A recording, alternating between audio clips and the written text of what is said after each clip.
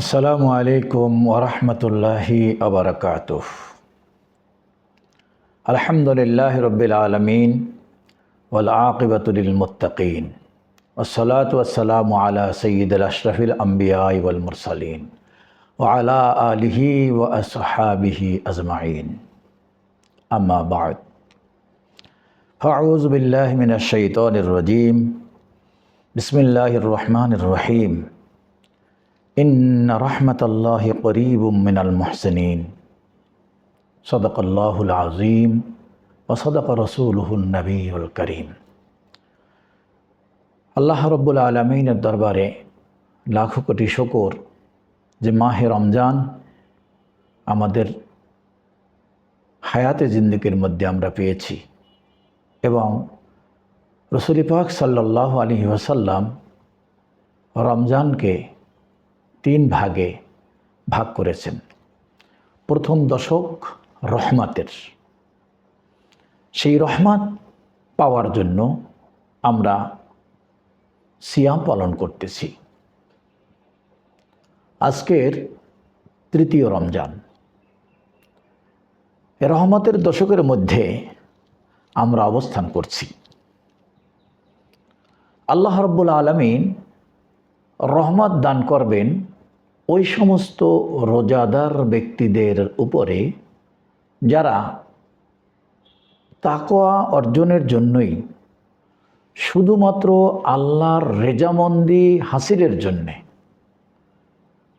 আল্লাহর ভয় অন্তরে রাখার জন্যে সিয়াম পালন করবে। তাদের জন্য মাহে রমজানের প্রথম দশক রহমতের। আর রহমত, ইরহাম মান ফিল আরদি ইয়ারহামকুম মান ফিস সামাই। রহমত পাওয়ার জন্য রাসূল পাক সাল্লাল্লাহু আলাইহি সাল্লামের তিরমিজি শরীফের হাদিসখানা সবচেয়ে আমাদের জন্য আমলযোগ্য। কারণ যদি আমি দুনিয়ার জাগতিক মানুষ অথবা জীবজন্তুর প্রতি রহম দিল হতে না পারি, তাদের প্রতি যদি করুণা করতে না পারি, তাহা হইলে আল্লাহ সুবহানাহু ওয়া তাআলা আমার প্রতি রহম হবেন না, দয়াবান হবেন না। কারণ আল্লাহর সৃষ্টিকে আমার মহাব্বত করতে হবে, তাদের প্রতি দয়া দেখাতে হবে, তাদের প্রতি করুণা করতে হবে। যতক্ষণই আপনার আমার সঙ্গতির মধ্যে থাকে ততক্ষণ পর্যন্ত আমাদেরকে তাদের প্রতি করুণা করতে হবে রহমত পাওয়ার জন্য। এই 10 দিন পর্যন্ত আল্লাহ রহমত দিবেন। আমরা রোজা রাখার জন্য সেহরি খাচ্ছি, সেহরি খাওয়া সুন্নত, কিন্তু ইফতার করাও সুন্নত। তো ইফতার করার মধ্যে রাসূলুল্লাহ সাল্লাল্লাহু আলাইহি সাল্লাম সাধারণত খেজুর দিয়ে ইফতার করতেন, কিন্তু সেহরিতেও নবী পাক সাল্লাল্লাহু আলাইহি সাল্লাম খেজুর খেতেন।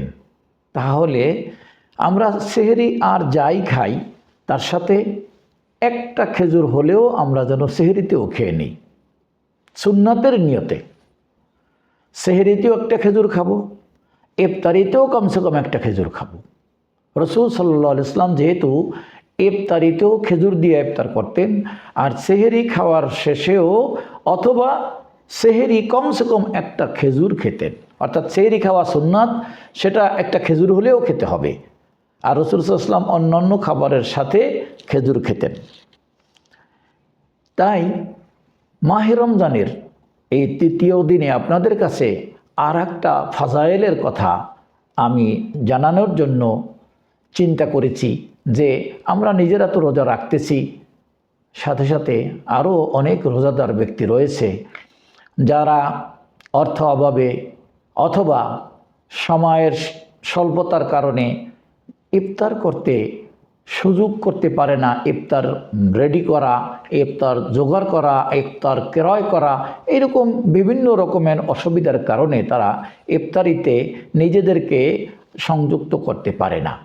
তাই যারা এরকম সওয়াবের নিয়তে যদি কোনো ব্যক্তি অন্য একজন রোজাদারকে ইফতার করায়। আল্লাহ রসুল সাল্লাল্লাহু আলাইহি সাল্লাম বলেছেন, ক্বালা রাসূলুল্লাহ সাল্লাল্লাহু আলাইহি সাল্লাম, মান ফাত্তারা ফীহি সাইমান কানা মাগফিরাতুল লিযুনুবি ওয়া ইতকা রাকাবিহি মিনান নার ওয়া কানা লাহু মিন আজরি মিসলি আজরিহি মিন গায়রি আন ইয়ানকাযা মিন আজরিহি শাইউন। রাওয়াহু ইবনে মাজাহ। রাসূলুল্লাহ সাল্লাল্লাহু আলাইহি ওয়াসাল্লাম হাদিসে পাকে বলেছেন, যদি কোনো ব্যক্তিকে ইফতার করানো হয় তাহলে আল্লাহ তাবারক তাআলা তার মাগফিরাত ও ক্ষমা পাওয়ার ওসিলা হয়ে যাবে সে ইফতারিটা, এবং জাহান্নাম থেকে মুক্তি পাওয়ারও ওসিলা হবে এই ইফতারিটা।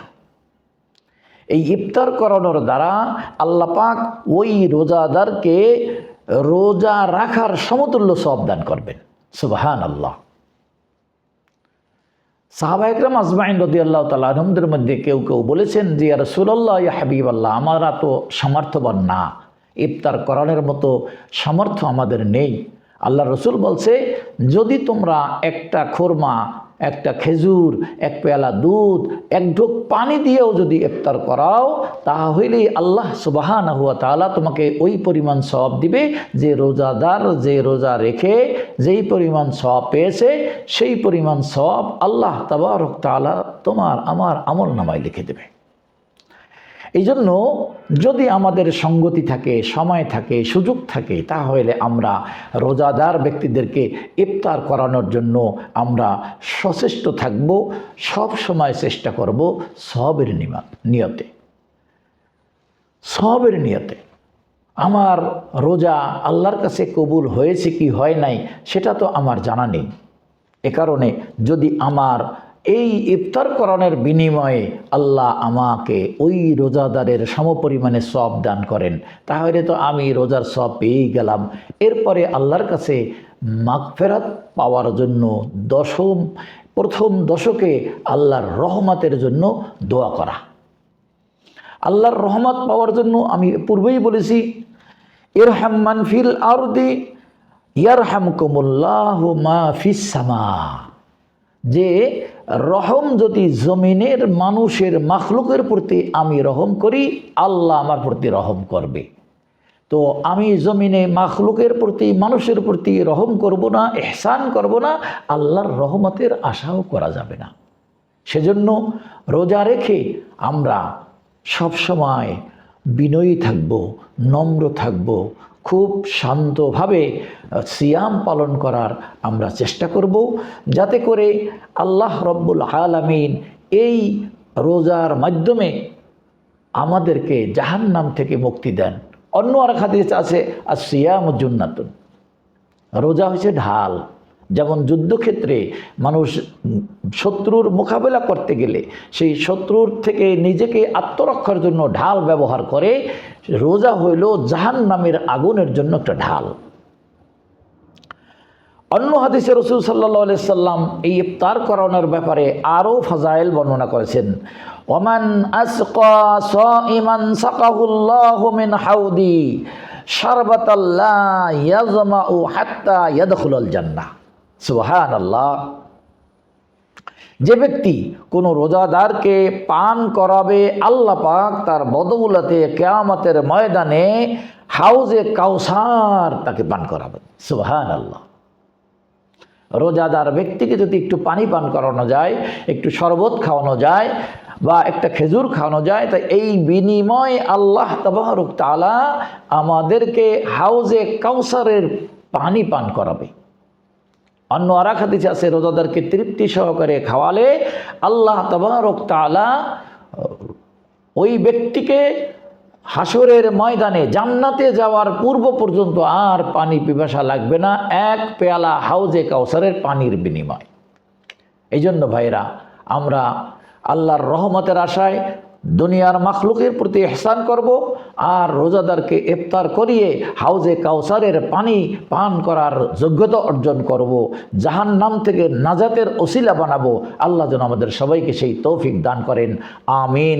আমা তৌফিকি ইল্লা বিল্লাহ। আসসালামু আলাইকুম ওয়া রাহমাতুল্লাহ।